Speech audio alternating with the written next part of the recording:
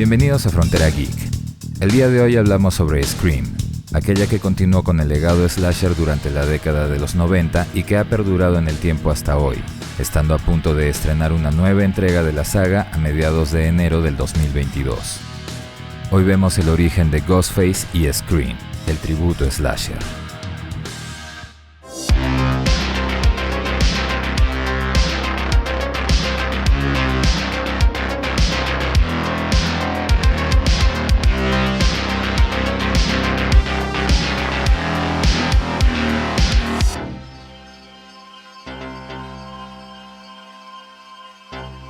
Antes de comenzar, enviamos un agradecimiento especial a nuestros Patreons y a los miembros del canal por su apoyo y fe en el proyecto de Frontera Geek.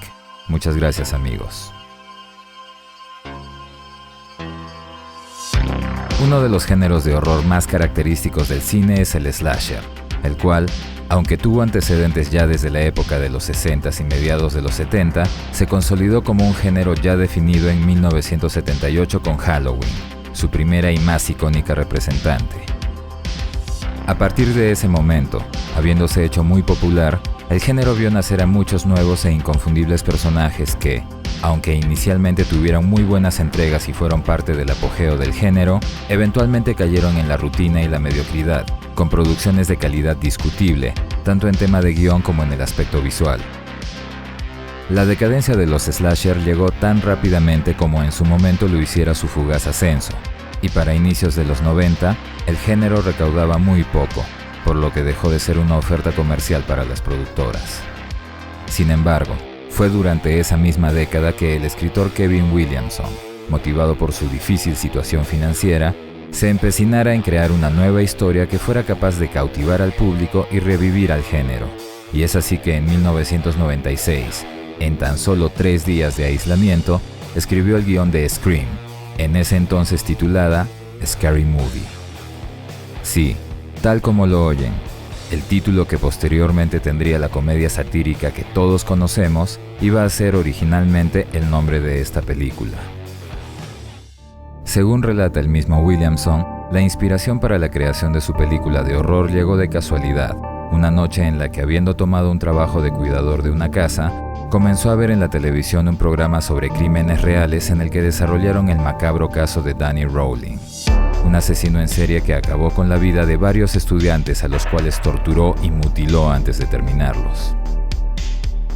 Impactado por la crudeza de la realidad, Williamson entonces se decidió a escribir una historia de horror que no solo fuera una propuesta fresca y atrapante, sino que también sea un tributo y a la vez sátira de todos aquellos personajes que definieron al género. Con el guión ya en el mercado, Kevin recibió numerosas y sustanciosas ofertas, pero no sería sino hasta que la productora Dimension y la distribuidora Miramax lo contactaran que finalmente llegaría a un acuerdo. Sería entonces que la producción iniciaría la búsqueda de un director, y su primera opción fue el gran Wes Craven, director y creador de gran cantidad de cintas de horror, entre las que destaca Pesadilla en la calle Elm, la primera película de Freddy Krueger.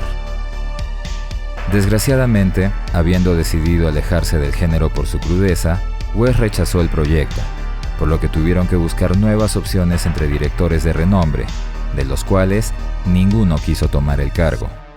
Sin embargo, un evento insólito haría que Wes reconsidere la oferta y se sume al proyecto: el interés de la ya bastante famosa y conocida Drew Barrymore de formar parte de la película, actriz que, habiéndose hecho de un nombre en Hollywood desde muy pequeña, para ese entonces se había convertido en un poderoso atrayente de público. La situación, sin embargo, volvió a complicarse cuando Drew, en lugar de tomar el papel protagónico tal como todos esperaban, decidiera personificar a Casey Becker, la primera víctima de la película, limitando así su participación a tan solo los primeros minutos de la cinta. Insólita situación en la que la actriz de más renombre decidió tomar un papel secundario.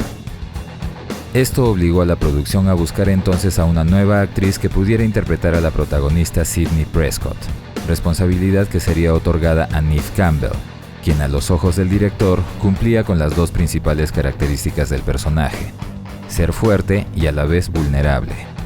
Una nueva Laurie Strode. Curiosamente, para ese momento, Neve había actuado recientemente en la cinta The Craft. Y aunque no tenía la intención de participar en otro film de corte oscuro, la presencia de Wes Craven en la dirección hizo que ella también reconsiderara hacer la audición por el papel que finalmente obtuvo. Acompañando a Neve llegaría Courteney Cox, actriz ya muy conocida por su memorable personaje Mónica en la recordada serie Friends, quien para salir del estereotipo cómico de la serie, quiso tomar el papel de Gale Weathers, quien en un principio formaba parte del lado antagónico de la película. Y junto a ella, David Arquette, su futuro esposo, quien habiendo sido contactado para ofrecerle el papel de uno de los adolescentes, decidió tomar el papel de Dewey, el inseguro y extraño policía que más allá de representar el estereotipo del némesis policial, lo satirizó, haciendo que el personaje sea uno de los puntos de diferenciación de la película, y por lo cual, finalmente, decidieron grabar una última escena en la que Dewey apareciera aún vivo. Sumados a ellos, el cast incluiría a varios actores cuyas carreras se verían impulsadas posteriormente, pero sin duda, lo más característico de la saga es su villano. Un personaje que, como era costumbre en el género, se ocultaba detrás de una tenebrosa máscara para cometer sus aberrantes crímenes: Ghostface. Según lo relatado por la producción, en el guión de Williamson, Ghostface carecía de una descripción precisa, por lo cual tuvieron que dar rienda suelta a su creatividad con la finalidad de dar un aspecto aterrador y característico al malvado asesino de Woodsboro, el pueblo ficticio en el que se desarrolla la historia. En un principio se hicieron gran cantidad de bocetos y artes conceptuales en función de la apariencia del asesino Ghostface, muchos con detalles y características muy definidas, y que incluso llegaron a ser plasmadas físicamente en máscaras. Pero a los ojos de Wes, su director, ninguno de esos diseños lograba capturar la esencia misteriosa y aterradora del personaje. Su apariencia llegaría a partir de un clásico. El Ghostface final provendría de la vasta y memorable filmografía del gran Alfred Hitchcock. Pero antes de pasar a eso, recuerda que si te gusta nuestro contenido y quieres que sigamos haciéndolo, también necesitamos de tu apoyo. Únete a nuestro Patreon o las membresías del canal, y además de obtener algunos beneficios, también nos estarás ayudando a seguir con el trabajo en Frontera Geek. Te esperamos. Sería por casualidad, cuando la producción exploraba la casa en la que en la década de 1940 Hitchcock filmara y dirigiera Shadow of a Doubt, La sombra de la duda, que en una de las habitaciones encontrarían un elemento decorativo que finalmente se convertiría en el perturbador rostro del asesino Ghostface. Diseño que tendría notables similitudes con una valiosa pieza de arte expresionista, la obra de 1893 del noruego Edvard Munch, El Grito, en inglés, The Scream. Relación que sin duda fue importante para el cambio de título de la película por petición de los productores de la misma. Como ya dijimos en un principio, el título original era Scary Movie. Scream llegó al final, en el proceso de postproducción. Si bien Ghostface fue concebido con características típicas de otros slashers, tuvo una diferencia que lo volvía aún más amenazante. Todos sabían que detrás de esta máscara estaba Michael Myers, que detrás de la máscara de hockey estaba Jason Voorhees. Pero nadie sabía quién estaba detrás de la máscara de Ghostface.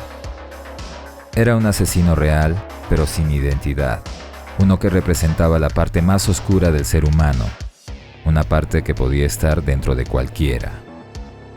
Y es en eso donde precisamente es que Scream encontró su fortaleza, en el misterio sobre la identidad del asesino, confundiendo al espectador con varios sospechosos y revelando finalmente un inesperado plot twist. Y todo esto, sin olvidar que Ghostface, a diferencia de otros personajes, se hizo aún más real al tener una voz, una característica y atemorizante voz. Trabajo actoral de Roger Jackson, actor que Craven decidió mantener en misterio para el resto del cast, contribuyendo así a la sensación de angustia e incertidumbre que los actores debían expresar al interactuar con la misteriosa voz detrás del teléfono. Y es que durante la filmación fue así. Cada vez que los actores tenían que grabar una conversación telefónica, en el otro lado de la línea estaba Roger, respondiendo con su macabra y amenazante voz.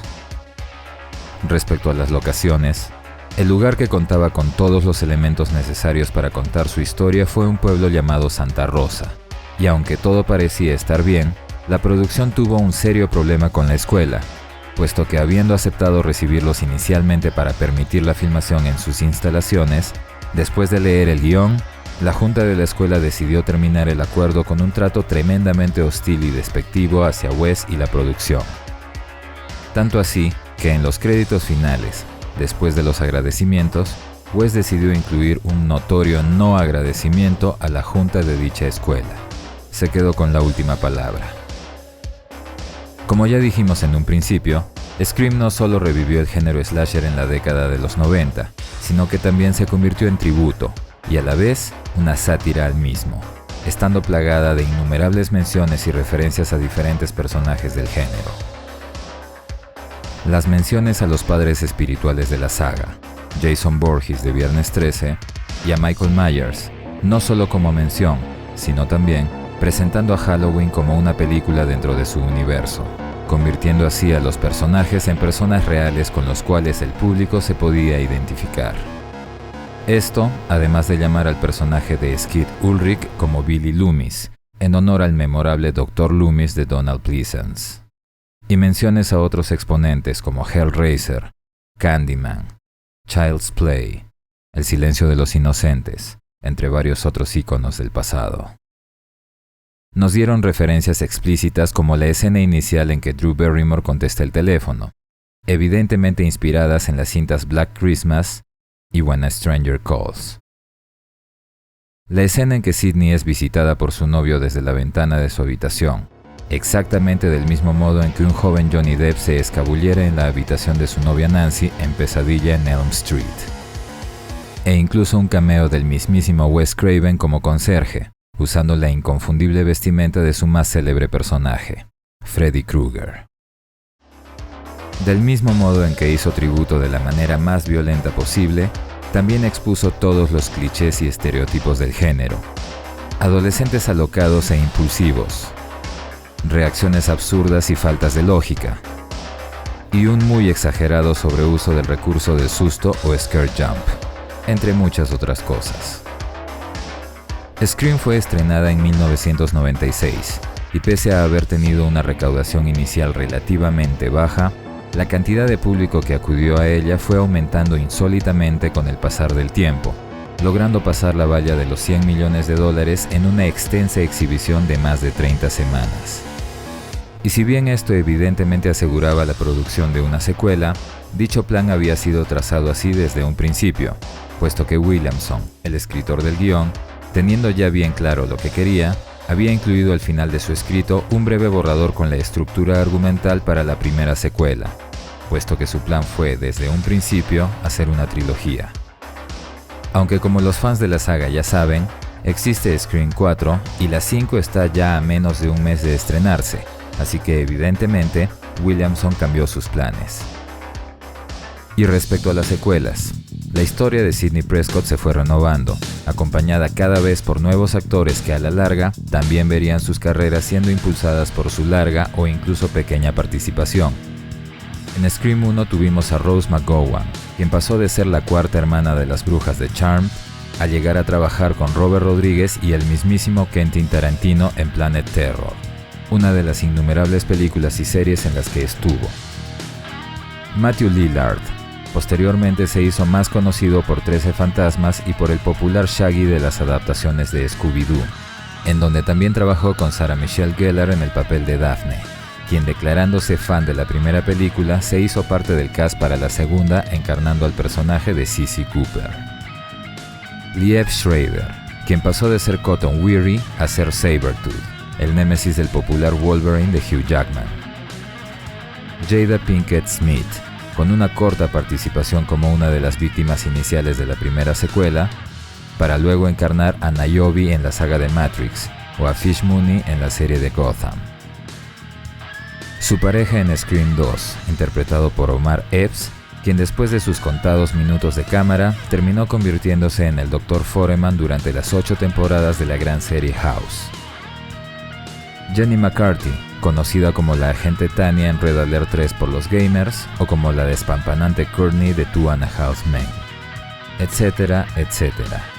El punto es que Scream fue la cuna en la que muchos se iniciaron, tal como grandes y famosos actores lo hicieron en otras slashers. Johnny Depp en Pesadilla, Kevin Bacon en Viernes 13, etcétera, etcétera. La tradición se repite. Y así como Scream lanzó actores nuevos al estrellato, también abrió las puertas a nuevas producciones del mismo corte que hicieron lo mismo con varias nuevas estrellas jóvenes. Queda claro que más allá del género al que pertenece, Scream marcó una época y se convirtió en un hito que, nos guste o no, teniendo en cuenta que viene una nueva entrega de la saga, se mantendrá vigente por mucho tiempo más. Y respecto a eso, ¿conoces la historia de la saga de Scream? ¿Estás preparado para el estreno de la nueva película? ¿Eres fan de la saga o de Ghostface? Si es así, atento a nuestros siguientes videos. Esperamos que este video les haya gustado. Déjennos su like, compártanlo, suscríbanse activando la campanita y recuerden que pueden hacerse miembros del canal o de nuestro Patreon y así ayudarnos a traerles mucho más contenido de sus sagas favoritas. Soy Dexeo, gracias por el apoyo y preferencia. Hasta la próxima.